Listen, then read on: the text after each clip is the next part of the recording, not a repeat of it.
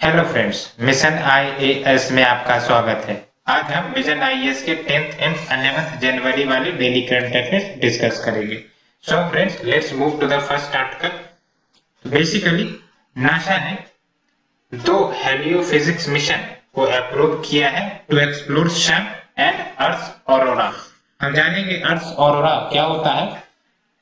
तो हम अगर मिशन की बात करें तो ये सन एंड द सिस्टम उन दोनों को एक्सप्लोर करेगा जो स्पेस वेदर फेनोमेना ड्राइव करते हैं नियर द अर्थ। इसकी मदद से साइंटिस्ट को सन और अर्थ के जो इंटरकनेक्टेड सिस्टम है उनको समझने में मदद मिलेगी। वो क्या 2 मिशन है इसके बारे में बात करते हैं। तो basically extreme ultraviolet high through out spectroscopic telescope mission पहला मिशन है, इसके बारे में जानते हैं। तो बेसिकली EUVST एक सोलर टेलीस्कोप ही है जो स्टडी करेगा कि कैसे जो सन का एटमॉस्फेयर होता है वो सोलर विंड रिलीज करते हैं और उसके कारण सोलर मटेरियल का इरप्शन होता है और फिर वो स्पेस में ट्रेवल करते हैं, सोलर सिस्टम में ट्रेवल करते हैं और इवन अर्थ के एटमॉस्फेयर को भी इन्फ्लुएंस करते हैं। इस मिशन को सोलार सी मिशन भी कहा गया है and it is led by Japan aerospace exploration agency. अगर हम सोलार विंड की बात करें तो सोलार विंड बेसिकली क्रिएट होते हैं जब आउटवर्ड एक्सपेंशन होता है प्लाज्मा का। अब ये प्लाज्मा क्या होता है? तो plasma is a huge collection of charged particles which emits from the sun's outer corona. आपको याद रखना है कि ये जो सन का कोरोना है ये और कुछ नहीं आउटर मोस्ट एटमॉस्फेयर है और इस आउटर मोस्ट एटमॉस्फेयर से ही सोलर विंड इमिट होते हैं। जस्ट लाइक कि हमारे अर्थ का एटमॉस्फेयर है उसी प्रकार से सन का भी एटमॉस्फेयर होता है, लेकिन दोनों के जो एटमॉस्फेरिक कंपोजिशन है वो डिफरेंट है। सोलर विंड जब इमिट होते हैं तो अर्थ के एटमॉस्फेयर में भी आने का प्रयास करते हैं और अर्थ के एटमॉस्फेयर को भी इन्फ्लुएंस करते हैं and basically it is a charge particle. तो definitely it disturbs communication, navigation system and satellite. जो दूसरा मिशन है हमारा वो है electrojet Zeeman imaging exploration mission. इसके तहत ये इलेक्ट्रिक करंट जो अर्थ के एटमॉस्फेयर में मौजूद है उनके जेनेसिस को स्टडी किया जाएगा। साथ ही साथ जो ऑरोरा इवेंट्स होते हैं, आपको पता होगा aurora it is nothing but show light event होते हैं जो अर्थ के नॉर्दर्न पोल और सदर्न पोल में आपको देखने को मिलेगी। हम डिटेल में बात करेंगे ऑरोरा के बारे में। तो basically this mission will study electric current in earth atmosphere linking aurora to the earth magnetosphere. Magnetosphere के बारे में जाने तो बेसिकली लेट्स से कि अर्थ है, अर्थ का अपना एटमॉस्फेयर है, तो मैग्नेटोस्फीयर भी एटमॉस्फेयर का ही एक हिस्सा है जहां पर डोमिनेंट मैग्नेटिक फील्ड जो अर्थ के मैग्नेटिक फील्ड है वहां देखने को मिलती है rather than the interplanetary space. Magnetosphere के फॉर्मेशन की बात करें तो ये जो रीजन है बेसिकली जब सोलर विंड सन से इमिट होकर अर्थ के नजदीक आते हैं और दूसरी तरफ जो अर्थ के मैग्नेटिक फील्ड है दोनों का जब इंटरेक्शन होता है तो ये मैग्नेटोस्फीयर का जेनेसिस होता है। तो अगर हम बात करें तो ये अर्थ है और अर्थ का अपना मैग्नेटिक स्फीयर है, मतलब मैग्नेटिक फील्ड है, लेकिन जब सन अपने सोलर विंड को सेंड करता है तो ये इंटरेक्ट करते हैं, तो ये इंटरेक्टिंग लेयर बनता है, उसे हम मैग्नेटोस्फीयर कहेंगे। अब वेरियस एजेंसीज के द्वारा डिफरेंट टाइम में सोलर मिशन भेजे गए हैं, आपको प्रीलिम्स के लिए याद रखते हैं, जिसमें से यूरोपियन स्पेस एजेंसी का सोलर ऑर्बिटल है, कोई इंपॉर्टेंट नहीं है। नासा का आपको याद रखना है, it is NASA Parker solar probe और फिर इंडिया का आदित्य L1 मिशन जो अभी लॉन्च नहीं हुआ है, आने वाले कुछ सालों में लॉन्च होगा, ये सन के लिए ही मिशन है। Aditya is nothing but the name of the sun. अब लेयरिंग ऑफ द सन की बात करें तो यूपीएससी प्रीलिम्स में क्या यहाँ से क्वेश्चन पूछे जा सकते हैं? हार्डली ये क्वेश्चन बनते हैं, और वो भी chronological order of the earth atmospheric layer या फिर अर्थ लेयर। तो आप देख सकते हो, याद रख सकते हो, सबसे इंटीरियर में इनर कोर होता है, हमारे अर्थ की ही तरह यहाँ पर भी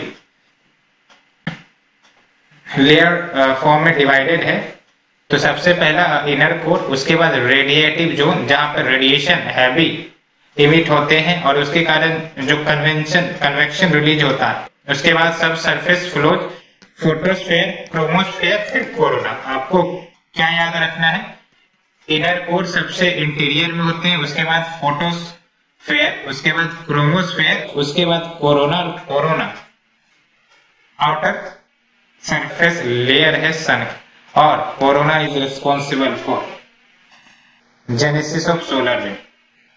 सोलर विंड को आप एक इजी वे में समझ सकते हो कि जैसे कोई न्यूक्लियर बम ब्लास्ट होता है तो सडन एनर्जी रिलीज होती है सराउंडिंग रीजन में, उसके बाद वो ट्रेवल करते हैं दूर तक के इलाकों में, जो काफी दूर के एरिया को इन्फ्लुएंस करते हैं।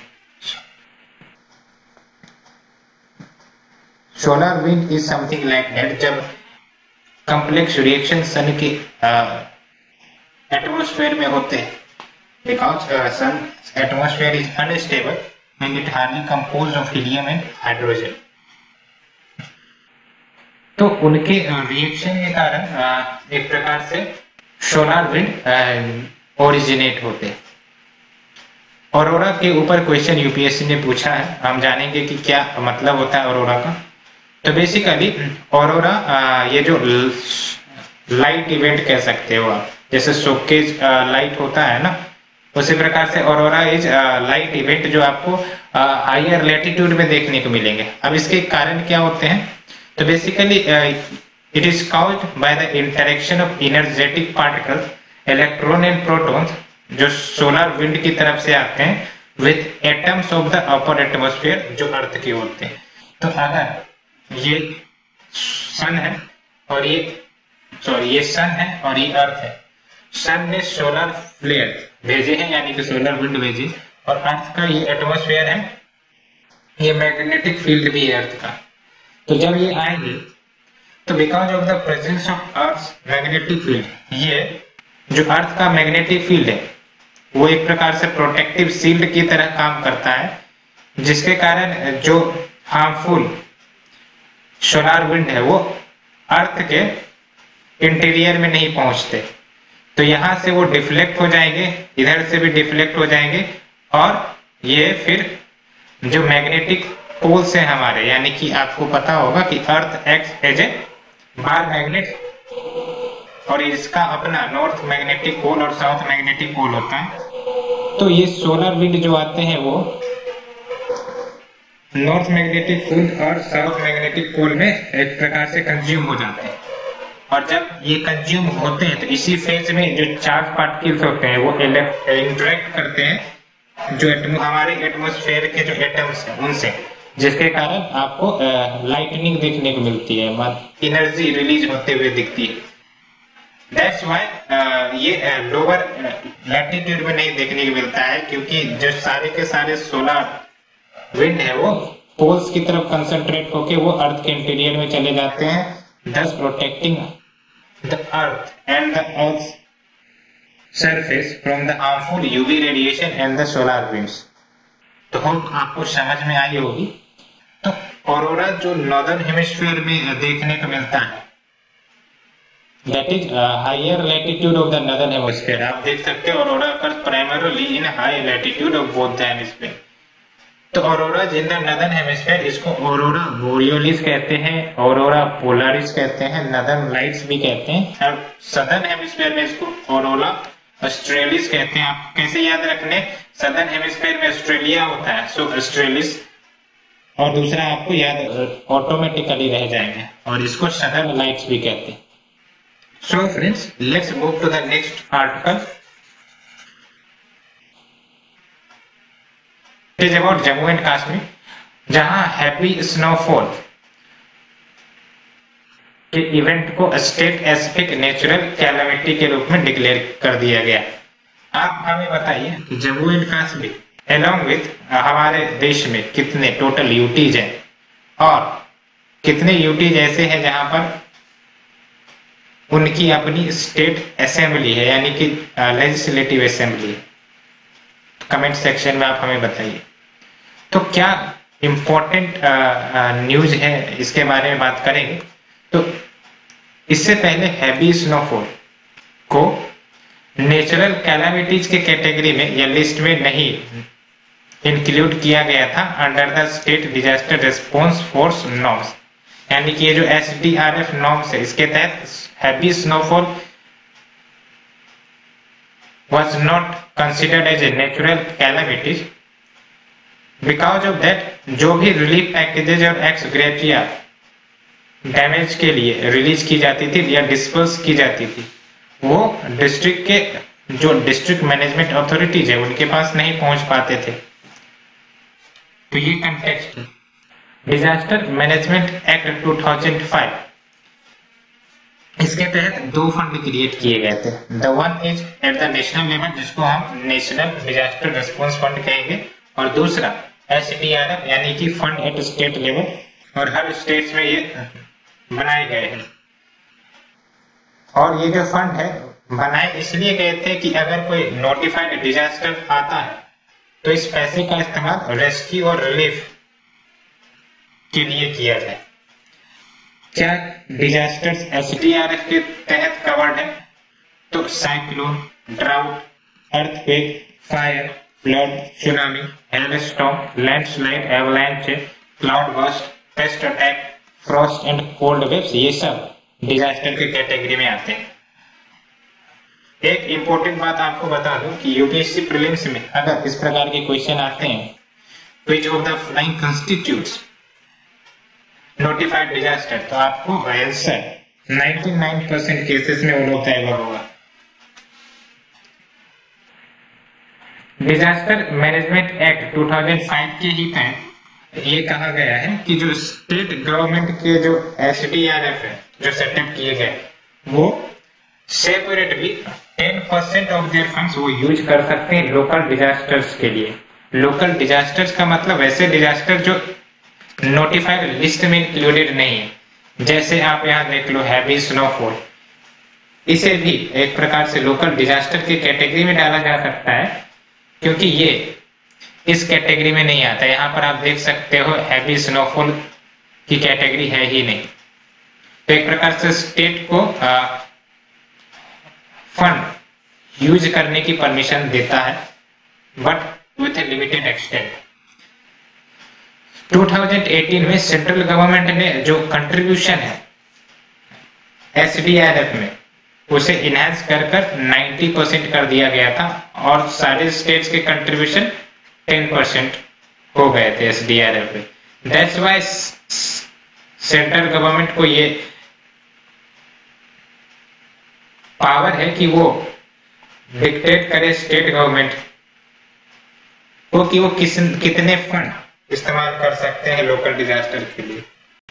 एनुअल सेंट्रल कंट्रीब्यूशन जो रिलीज किए जाते हैं यानी सेंट्रल गवर्नमेंट के द्वारा जो एनुअली रिलीज किए जाते हैं अपने कंट्रीब्यूशन 2 इक्वल इंस्टॉलमेंट्स में रिलीज किए जाते हैं and which is based on the finance commission recommendation. ये जो SDRF के जो पैसे है उसका इस्तेमाल सिर्फ immediate relief to the victims के लिए किए जाते हैं। इससे पहले मिनिस्ट्री ऑफ होम अफेयर्स ने यह डिसीजन लिया था कि कोविड-19 को नोटिफाइड डिजास्टर के रूप में ट्रीट किया जाए सो दैट स्टेट में जो fund crisis health care sector में है जिसके कारण हो सकते हैं कि ये राज्य इन कोविड पैंडेमिक से अच्छी तरह से डील ना करे। दैट्स व्हाई SDRF के तहत असिस्टेंस मिल सके इन राज्यों को। दैट्स व्हाई इन्हें नोटिफाइड डिजास्टर के कैटेगरी में डालने का फैसला लिया गया था। Let's move to the next article friend. It is about ministry of education, इन्होंने गाइडलाइंस इश्यू किए हैं for identification, admission and continued education of migrant children. तो बात करेंगे क्या बातें कही गई है। तो इस गाइडलाइंस को लाने के पीछे जो मकसद है वो बेसिकली जो कोविड-19 पेंडेमिक के कारण जो आउट ऑफ स्कूल चिल्ड्रन को चैलेंजेस झेलने पड़े हैं उसके इम्पैक्ट को मिटिगेट करने के लिए इस गाइडलाइंस को रिलीज किया गया है। आउट ऑफ स्कूल चिल्ड्रन का मतलब वैसे चिल्ड्रन जिन्हें स्कूल में होने चाहिए लेकिन because of certain purpose, let's say कि वो वर्क कर रहे हैं, लेट्स से वो फैमिली में कंट्रीब्यूट कर रहे हैं, वो स्कूल नहीं जा पाते। तो this guidelines will help state and union territories कि वो प्रॉपर स्ट्रेटेजिक डिवाइस करें सो दैट जो इंक्रीज ड्रॉप आउट्स हो रहे हैं, लोअर इनरोलमेंट्स हो रहे हैं और लॉस ऑफ लर्निंग जो हो रहा उसे प्रिवेंट किया जा सके। क्या गाइडलाइंस दिए हैं इसके बारे में बात करेंगे। तो पहला guideline continued education for out of school children, यानी कि आउट ऑफ स्कूल चिल्ड्रन और चिल्ड्रन विद स्पेशल नीड्स उनके एजुकेशन को कंटिन्यू करवाया जाए। कैसे? तो वॉलंटियर्स की मदद से, लोकल टीचर्स की मदद से, कम्युनिटी पार्टिसिपेशन की मदद से। साथ ही साथ जो आइडेंटिफिकेशन किए जाएंगे OOSC के, वो comprehensive door to door survey किया जाएगा और एक्शन प्लान भी तैयार किए जाएंगे उनके एनरोलमेंट के लिए। अवेयरनेस जनरेशन क्रिएट किए जाएंगे among parents and communities so that वो चिल्ड्रन को एनरोल करवाएं और अटेंडेंस कंटिन्यू करवा सके। राइट टू एजुकेशन हमारे देश का, हमारे संविधान की तरफ से हमें मिला हुआ फंडामेंटल राइट, अगर ऐसे में बच्चे को एजुकेशन नहीं मिलता तो डेफिनेटली ये वायलेशन है संविधान का। तो इस दिशा में अच्छे कदम उठाए जा रहे हैं गवर्नमेंट के द्वारा। और आप हमें बताइए कि राइट टू एजुकेशन संविधान के किस आर्टिकल में मेंशन किए गए और इसे कौन से अमेंडमेंट के तहत ऐड किया गया था। The next is student support while schools are close through Manodarpan web portal, यानी कि जब स्कूल्स क्लोज होंगे तो स्टूडेंट सपोर्ट प्रदान किए जाएंगे मनोदर्पण वेब पोर्टल के माध्यम से। टेली काउंसलिंग नंबर दिए जाएंगे बच्चों को सो दैट काउंसलिंग सर्विसेज वो अवेल कर सके और साइको सोशल सपोर्ट उसे भी हार्नेस कर सके। Exploring option of classroom on wheels and classes in smaller group at village level, यानी कि विलेज लेवल पर आपको पता है कि जो स्कूल इंफ्रास्ट्रक्चर है वो काफी ज्यादा कम, तो ऐसे में बच्चे दूर दूर तक स्कूल में जाने से कतराते हैं। तो क्यों ना स्कूल ही चलकर उनके विलेज में आ जाए सो दैट वो खुशी खुशी स्कूल्स को ज्वाइन करे, वहां शिक्षा प्राप्त करे। तो प्रयास किए जा रहे हैं कि मोबाइल स्कूल्स या मोबाइल क्लासरूम्स के कंसेप्ट को इंट्रोड्यूस किया जाए so that more and more education का स्पिरिट विलेज लेवल पर हो। Along with relaxing detention norms to prevent dropout this year. Detention norms यानी कि लेट्स से कि कोई बच्चे फेल हो गए तो उनको उसी क्लास में अगर छोड़ दिया जाएगा तो चांसेस है कि वो ड्रॉप आउट हो सकते हैं। तो इसीलिए डिटेंशन नॉर्म्स को रिलैक्स करने की बात की जा रही है। इससे पहले माइग्रेंट्स को मेन स्ट्रीम में लाने के लिए गवर्नमेंट ने वेरियस वेलफेयर स्कीम्स चलाए थे, जिसमें से आप देख सकते हो one nation one ration card scheme भी है जो national portability of the PDS system को इंश्योर करता है। यानी कि इस स्कीम के तहत अगर आप यूपी के ओरिजिनल इनहेबिटेंट हो और आप किसी दूसरे राज्य में वर्क कर रहे हो तो इस स्कीम के माध्यम से आप दूसरे राज्य में भी PDS सिस्टम का, जिसके तहत आपको सब्सिडाइज्ड फूड ग्रेन्स मिलता है, उसका बेनिफिट उठा सकते हो। माइग्रेटरी सर्वे, जो माइग्रेशन सर्वे जो अंडरटेक किए जाएंगे वो लेबर ब्यूरो करेगा, that will provide authentic estimates of the number of migrant workers in the country. So let's move to the next article, friend.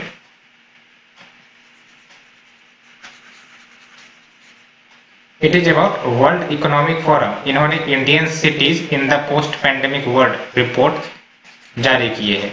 आपको इस रिपोर्ट को याद रखना है कि हु रिलीज्ड इट।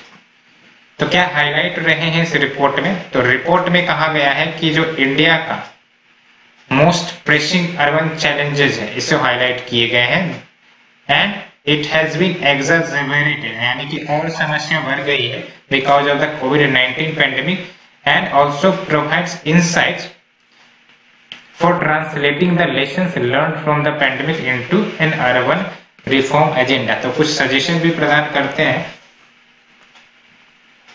कि जो कोविड-19 पैंडेमिक के कारण लेसन्स लिए गए हैं पूरे देश और विश्व भर में, कैसे उन लेसन्स को अडॉप्ट किए जाए अर्बन रिफॉर्म पॉलिसीज में। हम देखेंगे क्या फाइंडिंग रहे हैं इस रिपोर्ट के बारे में। तो बेसिकली इसमें कहा गया है कि जो 70% ऑफ इंडिया जीडीपी वो सिटीज से आते हैं। काफी इंपॉर्टेंट फ्रेंड बात है क्योंकि अर्बनाइजेशन आपका टॉपिक है और अगर ये सिटीज सस्टेनेबल रहे तो डेफिनेटली इसका मतलब भारत की जीडीपी सस्टेन्ड रहेगी। और एक फैक्ट आप ये भी देख लो कि अराउंड 25 to 30 पीपल माइग्रेट करते हैं सिटीज में from rural areas every minute. तो आप माइग्रेशन के टॉपिक में भी इसका इस्तेमाल कर सकते हैं। About 35% of all urban household वो हाउसिंग अफोर्ड नहीं कर पाते at market prices because these cost of the houses are very much costly. Middle class person भी अफोर्ड नहीं कर पाते, तो फिर ये तो माइग्रेट या फिर जो अर्बन हाउस होल्ड्स हैं। Impact of pandemic has been profoundly uneven on different population group, यानी कि जो वेरियस पॉपुलेशन ग्रुप्स है उनके ऊपर जो पैंडेमिक का इम्पैक्ट रहा है वो अनइवन रहा है, यानी कि डिस्टिंक्ट रहा है एक दूसरे के ऊपर। फॉर एग्जांपल वल्नरेबल पॉपुलेशन जिसमें लो इनकम माइग्रेंट वर्कर्स है उनको डुअल नुकसान देखने को मिले। कैसे? उनकी इनकम चली गई, कैसे एम्प्लॉयमेंट चला गया, साथ ही साथ इनके पास जो सोशल प्रोटेक्शन की पॉलिसीज या फिर स्कीम्स है वो भी नहीं थी। तो ना ही इनको सोशल प्रोटेक्शन स्कीम थे, ना ही इनके पास एम्प्लॉयमेंट थे। तो इससे जो समस्या है इनकी और ज्यादा डबल हो गई। क्या रिकमेंडेशन दिए गए हैं realising the potential of cities? तो रोल ऑफ डाटा पर फोकस किए गए कि कैसे डाटा सिटीज को मदद कर सकते हैं to manage and direct emergency operations अगर कोई क्राइसिस होता है तो, लाइक कोविड टाइप क्राइसिस। साथ ही साथ ग्रेटर डिसेंट्रलाइजेशन और एम्पावरमेंट ऑफ लोकल गवर्नमेंट की बात कही गई है which will allow for more proximate and responsive governance. Urban planning या रूरल प्लानिंग अगर आपको प्रॉपर तरीके से करना है तो लोकल सेल्फ गवर्नमेंट को एम्पावर करने ही पड़ेंगे। हमारे यहाँ सबसे मेजर चैलेंज ये है कि संविधान की तरफ से इनको अथॉरिटी तो मिल गई है लेकिन पावर कुछ भी नहीं। तो जब पावर ही नहीं तो फिर एक्शन कहां से नजर आएंगे? The next is ensure that infrastructure has adequate functional capacity aligned with current and future demand. Prioritize action on environment sustainability। तो environmental sustainability पे जो एक्शन है उसको प्रायोरिटाइज किया जाए। Air pollution, disaster management in urban rebuilding effort इन पर focus किया जाए। As well as prioritising inclusivity. तो इंक्लूसिविटी को प्रायोरिटाइज करने की जरूरत है by addressing the biases the impediments faced by the women and vulnerable population in assessing urban opportunity। तो जो भी अर्बन अपॉर्चुनिटीज होते हैं उनको एसेस करने में वल्नरेबल पॉपुलेशन काफी ज्यादा परेशानियां आती है, तो इन सारे परेशानियों को डील किए जा सके। Then let's move to the next news friend। It is about काफी इंटरेस्टिंग न्यूज है फिर ब्लैक होल के बारे में है और यूपीएससी एक सिंपल क्वेश्चन पूछ सकती है what is black hole, what is it's relevance, या फिर इनके जेनेसिस के बारे में भी थ्योरी पूछा जा सकता है। तो क्या न्यूज है?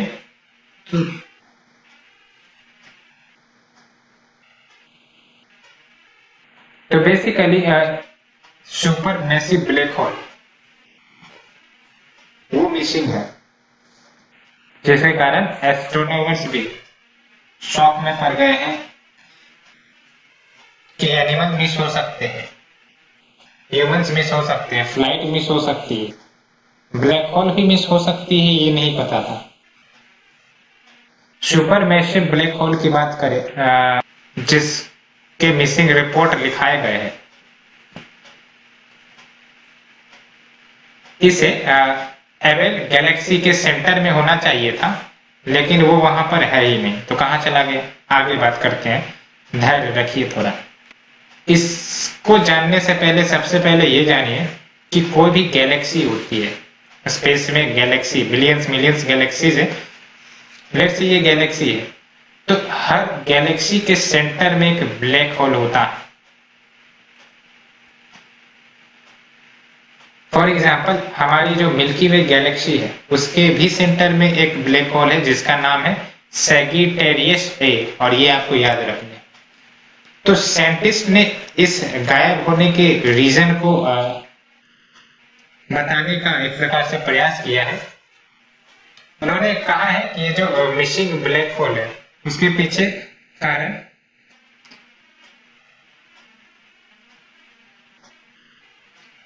साइंटिस्ट ने कहा है कि ये जो मिसिंग ब्लैक होल है उसके जेनेसिस के पीछे रिकॉइलिंग ब्लैक होल का हाथ है। अब ये रिकॉइलिंग ब्लैक होल का क्या मतलब होता है, तो रिकॉइलिंग ब्लैक होल का मतलब है कि जैसे दो गैलेक्सी एक दूसरे से टकरा सकती है, प्लेनेट एक दूसरे से टकरा सकते हैं, स्टार्स एक दूसरे से टकरा सकते हैं, उसी प्रकार से दो ब्लैक होल्स जब टकराते हैं और मर्ज हो जाते हैं तो उसे हम रिकॉइलिंग ब्लैक होल कहते हैं। तो जब ऐसी मर्जिंग होती है तो black hole gravitational waves release करते हैं डिफरेंट डायरेक्शन में, और जब amount of waves generated in one direction stronger यानी कि ज्यादा हो जाता है as compare to the amount of waves that generated in the other direction, तो जो नए ब्लैक होल जेनेसिस होते हैं या फॉर्म होते हैं वो सेंटर से अवे की तरफ शिफ्ट हो जाते हैं। तो ग्रेविटेशनल वेव्स की ही अगर हम बात करें तो ये इनविजिबल रिपल्स है, यानी कि इनविजिबल है, आपको दिखेंगे नहीं, जो तब बनते हैं जब कोई स्टार्स एक्सप्लोड करते हैं इन्हें सुपरनोवा, यानी कि जब कोई स्टार का डेथ हो रहा हो, या फिर दो बिग स्टार्स एक दूसरे को चक्कर लगाते हैं, या फिर दो ब्लैक होल मर्ज करते हैं, या फिर जब ऑब्जेक्ट्स मूव करते हैं वेरी हाई स्पीड पर। So far only mergers of significantly smaller black hole have been verified, यानी कि अभी तक छोटे छोटे ब्लैक होल्स के मर्जिंग देखे गए, लेकिन बिग मैसिव ब्लैक होल के मर्जिंग नहीं देखे गए। That's why साइंटिस्ट चकमे में पड़े हुए हैं। Scientists are yet to discover whether supermassive black hole can merge and release gravitational waves, तो इसका पता अभी नहीं चल पाया है। आपको याद रखना है जो नोबेल प्राइज 2020 फिजिक्स में मिला है उसे 3 साइंटिस्ट को दिए हैं because of their research and contribution on black hole.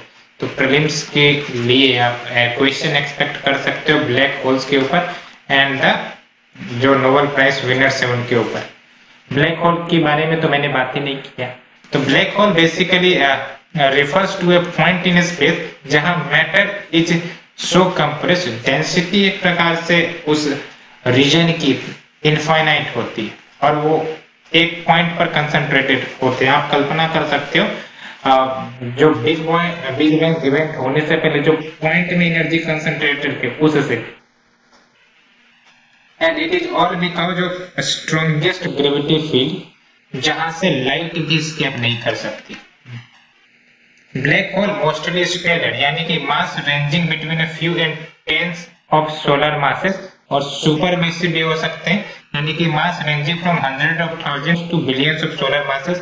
ये याद नहीं रखना है आपको, बस ये याद रखना है कि लाइट भी स्केप नहीं होते हैं ब्लैक होल से, और इन ग्रेविटी काफी ज्यादा स्ट्रॉन्गेस्ट होती है, इवन किसी गैलेक्सी को किसी प्लेनेट को ये खा सकती है।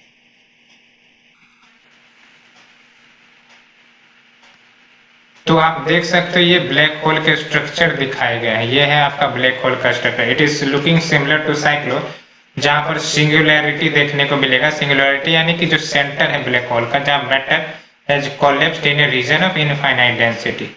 दूसरा रिलेटिविस्टिक जेट, तीसरा फोटोन स्फीयर। तो ये सब आपको याद रखने की जरूरत नहीं है।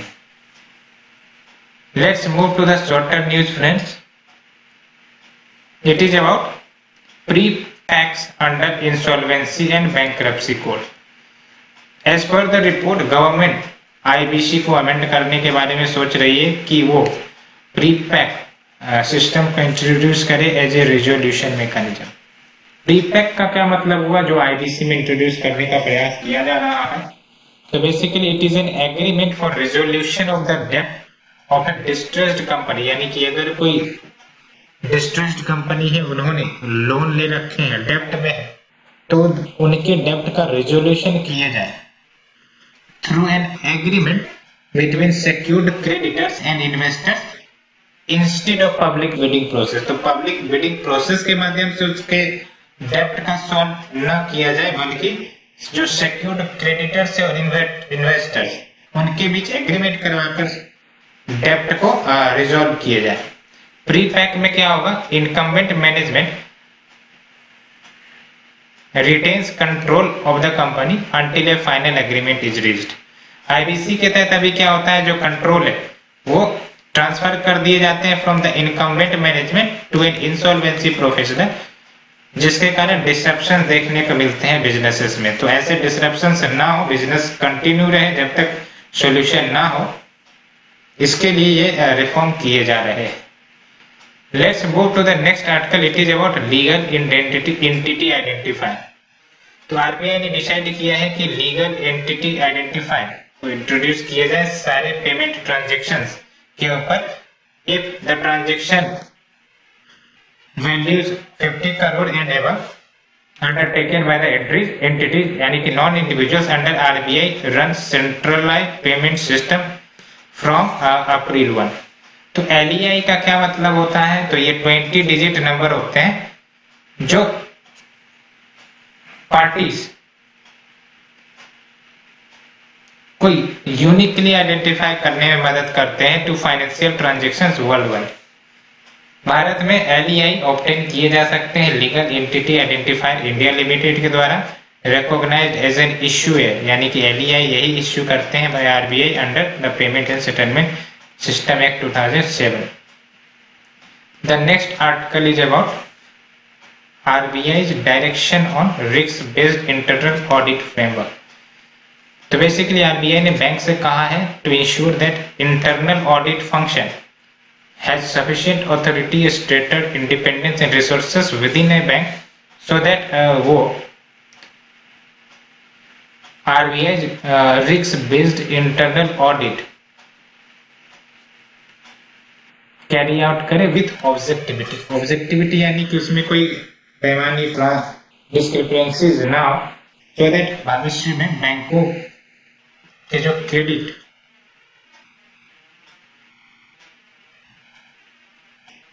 या फिर उनके जो ट्रस्ट है वो डिस्ट्रॉय हो जाए। 2002 में आरबीआई ने गाइडेंस नोट जारी किए थे that lays out the basic approach जो किसी भी बैंक के risk based internal audit function करेंगे। Banks are expected to orient their approach. It also emphasizes that this function cannot be outsourced. The direction is intended. तो ये जो step लिए गए हैं या डायरेक्शन दिए गए हैं, it is all because uniformity lies in approach which is followed by the banks. तो आपको पता होगा different bank different approaches follow up करते हैं अपने risk based internal auditing system के तहत। तो परेशानी तो आरबीआई को आती है कि वो प्रॉपरली मॉनिटर नहीं कर पाते। दैट्स व्हाई डायरेक्शन दिए गए हैं so that uniformity in approach देखने को मिले हर बैंकिंग कंपनीज के। The next is Ken Betwa river interlinking project. Geography के पर्सपेक्टिव से बोथ प्रीलिम्स एंड मेंस दोनों इंपॉर्टेंट। मेंस के लिए क्या इंपॉर्टेंट है, इसके सिग्निफिकेंस क्या होंगे, इसके नेगेटिव्स क्या है, यानी कि प्रॉब्लम्स क्या है इंटरलिंकिंग में, आपको याद रखते हैं। तो Ken Betwa link one of the 16 links under peninsular component of national perspective plan यानी कि NPP plan for water resource development के तहत केन बेतवा लिंक जो है वो वन ऑफ द 16 लिंक्स, यानी कि एक प्रकार से प्रोजेक्ट कह सकते हैं। दिस प्रोजेक्ट प्रपोजेस कि जो सरप्लस वाटर है रिवर केन का, उसे रिवर बेतवा में भेजा जाएगा, so that water requirements in the water deficit Betwa विषय उसे फुलफिल किए जा सके। केन एंड बेतवा रिवर की बात करें तो दोनों यमुना की ही ट्रिब्यूटरीज है। केन ममार हिल्स में ओरिजिनेट करता है और कटनी डिस्ट्रिक्ट एमपी, और बेतवा विंध्यन रेंज में ओरिजिनेट करते हैं नियर होशंगाबाद एमपी। तो ये याद रखने, very much important information friend. Let's move to the next news, it is about eri silk. Assam government वो खादी शर्ट प्रदान करेंगे, इरी शावल प्रोवाइड करेंगे, इरी स्टॉल प्रदान करेंगे to grade 4 employees as a mark of respect to Mahatma Gandhi. तो हमें इरी सिल्क के बारे में जानना है बेसिकली, जो क्वेश्चन पूछे जा सकते हैं। Eri silk domesticated silk worm का ही प्रोडक्ट है, और ये जो डोमेस्टिक सिल्क वॉर्म है, क्या नाम है इसका, फिलोसेमिया रिचिनी, जो फीड करते हैं मेनली ऑन कैस्टर लीव्स, और unlike other kind of silk this can not be reeled and hence it is only spun. तो इसे रील नहीं किया जा सकता, ओनली स्पन किए जा सकते हैं। इरी यार्न प्रोड्यूस किए जाते हैं, अगर डिस्ट्रीब्यूशन की बात करें तो असम, बिहार, मणिपुर, मेघालय, नागालैंड, वेस्ट बंगाल, इन सारे रीजन इसे प्रोड्यूस किए जाते हैं। इंडिया ओनली कंट्री है जो ऑल 5 काइंड ऑफ सिल्क को प्रोड्यूस करता है, लेकिन सबसे ज्यादा मात्रा में सिल्क प्रोड्यूस करने वाला जो देश चाइना है। बट इंडिया एकमात्र देश है जहां 5 वेराइटीज ऑफ सिल्क प्रोड्यूस होते हैं, जिसमें मलबरी है, इरी है, मुगा है, ट्रॉपिकल टशार है, टेम्परेट टशार है। Let's move to the next news, it is about Arunachal harbours है वनादियम शोर्स। क्या है?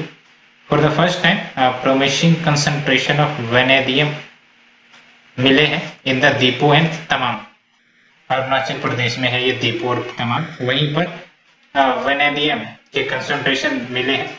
वनेडियम की बात करें तो क्या है, ये pure form of soft grey and ductile element है, जिसे डिराइव किए जाते हैं माइंड आयरन ओर से, जहां आयरन माइन किए जाते हैं वहीं से एक प्रकार से वेनेडियम जो कि एक केमिकल एलिमेंट है उसे निकाले जाते हैं। कार्बोनेशियस सेल और फिर फाइलाइट्स एंड स्टील से लगे, यहाँ सबसे भी आप निकाल सकते। लार्जेस्ट डिपॉजिट जो वेनेडियम के चाइना में है, followed by Russia and South Africa. Vanadium alloy durable होते हैं, एक्सट्रीम टेम्परेचर में भी ये काम करेंगे, environment and are corrosion resistant. तो ये याद रखना है, वेनेडियम के जो कंपोनेंट्स होंगे, प्रोडक्ट होंगे, वो कोरोजन रेसिस्टेंट होंगे। That's why it is used in steel. Vanadium redox batteries भी आते हैं। Let's move to the next article, it is about 16th Pravasi भारतीय दिवस। क्या थीम रहा है इस साल का? कंट्रीब्यूटिंग टू आत्मनिर्भर भारत। गवर्नमेंट आत्मनिर्भर भारत पर काफी ज्यादा फोकस कर रही है, और मीन्स के लिए आप जरूर एक क्वेश्चन याद रखें कि आत्मनिर्भर भारत